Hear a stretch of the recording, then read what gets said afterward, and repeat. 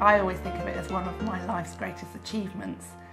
Probably, well, obviously because I had my son, but also probably because it's something I felt I could never do. And it's not something I could do well. I don't do anything to do with anything medical, or it just isn't me. And I have to say, I think I had one of the best experiences of birth that you could have. And I had a challenging birth first time round. My second birth was magical.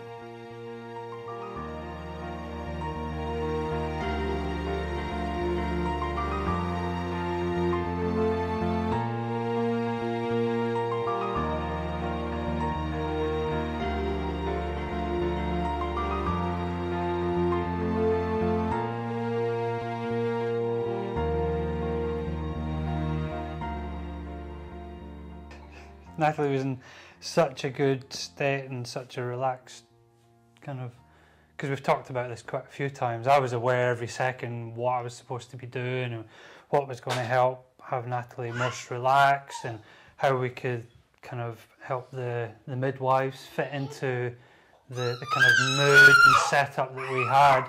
That it was very, very busy and detailed for me as the support partner. And Natalie said quite often that she just remembers nice feelings and feeling relaxed and enjoying the whole process, and it went by very quickly.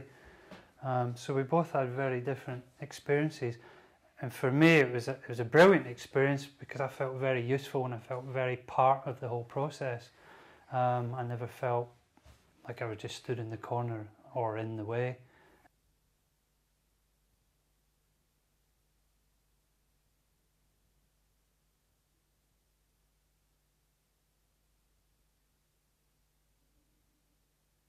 I tend to overthink things and get worked up and worried and anxious about things because I'm thinking and trying to work out all the different possibilities of what's going to happen. And I guess that can make you fearful and panicky and, you know, create this idea that something might be painful. But just having something to focus on with the breathing and the relaxation techniques, together with the affirmations, giving me that confidence, just made it a really beautiful experience.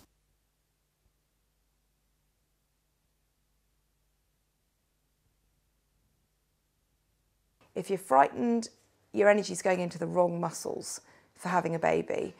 And so for me, that was the most logical thing I'd ever heard about having babies. And that was the hook, really, that made me think, I'm going to go and do this hypnobirthing course. And so relax. You know, I did go and eat ham, egg and chips, and I ate it. I thought, I'm going to order this and I'm not going to eat it, but I ate it. And the whole day, you know, I got to 10 centimetres dilated with probably an hour of proper discomfort, no stronger than discomfort. And before that, the contractions, you know, they didn't even really hurt. They were just uncomfortable, and I had to stop what I was doing and breathe and then get on with what I was doing. And I had a very normal, in inverted commas, with I'm having a baby in the back of my mind day. I think the thing that helped me the most during the labour and the birth was actually the affirmations. That was the CD that we listened to pretty much throughout the labour, simply because I'd listen to the affirmations every day in the morning as I had a shower. They just do go into your subconscious in this amazing way, and really affect the way that you feel about yourself and the confidence that you have in your own ability. And I think just being able to feel completely relaxed and in control of the process it is just incredible, really.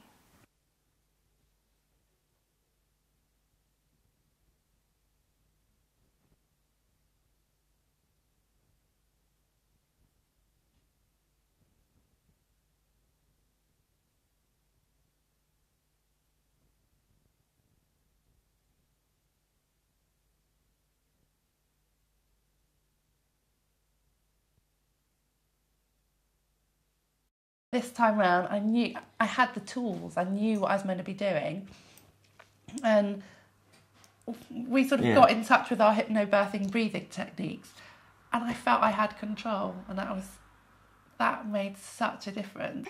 I found with the actual day of the birth and leading up to it, the whole thing, hypnobirthing gave me a bit of knowledge about what I could be doing to help Cam, because obviously it's all about Cam, but also she needed some distraction or something to take away from the pressure of having to produce a baby, whereas for me it was just to beat the pressure. It was quite, not a lot of pressure, but I just wanted to be there for Cam, and I felt that doing the hypnobirthing gave me a few different ways I knew that I could help her along, and from reminding her about to breathe properly and to relax.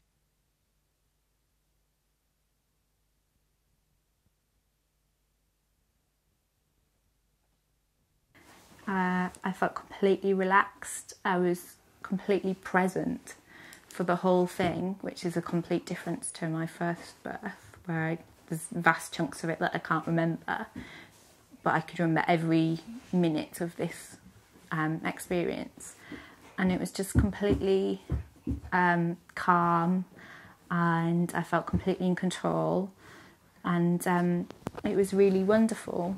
At no point did I feel discomfort, really. Once I got into the pool and I knew Theo was asleep and I could completely sort of zone out, it was just completely amazing. And the midwives arrived about an hour before he was born, I think, and they sort of popped in and checked my blood pressure and checked his heartbeat once, and then just sort of stood back until he was born. And it was just lovely and completely amazing. So we called the midwife, and she came and examined me and told me I was 1 centimetre dilated, which I kind of knew that it was too early to phone her. But I wanted the reassurance that she'd been here to see me. She told me then to call her when the contractions were every 5 minutes apart. And I was thinking, well, they're faster than that already, so I don't really, but fine. She went away saying, well, we'd probably phone her in 5 or 6 hours, and, then I would actually be in labour. But an hour and a half, I think 2 hours after that, Dan was born here at home on the floor in the living room. The midwife, I think, had just stepped over the threshold at that point. It was so quick. It was so relaxed. I didn't feel at all kind of out of my depth, that I wasn't, didn't have any others. Obviously Nick was there, but it was absolutely fine. I couldn't have asked for more out of it, I don't think. The birth was so much easier, so that the next morning when our first child woke up and came downstairs and there's a new baby there, Mum had that much more energy, and was that much more awake, and so that was really positive for our first child as well. Yeah, it really was.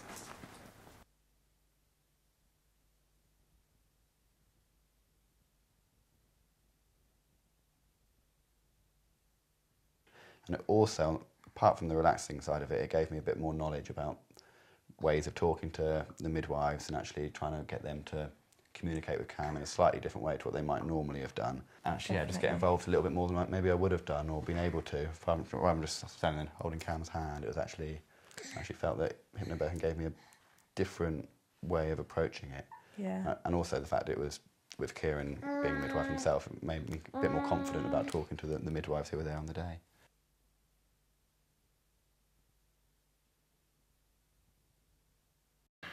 And afterwards, sort of after Thea was born, I think you get this sort of hormonal rush and you do feel invincible. But after Thea's birth, that sort of wore off, and I started to have some regrets about the process and sort of slightly negative feelings about it, and there were things that I wanted to change. But after this one, I felt invincible like for months afterwards, and even now, if there's something I want to do and I say, oh, I can't do that, I couldn't possibly do that, I sort of think back to to the labour and his birth, I'm thinking, I can do it, I can do anything. No. I feel really on top of the world about it. I don't know if it's a bit selfish feeling, that's probably one of my overwhelming feelings was, bloody hell, well done girl, because that just wasn't me. And now I'd given birth properly to my baby.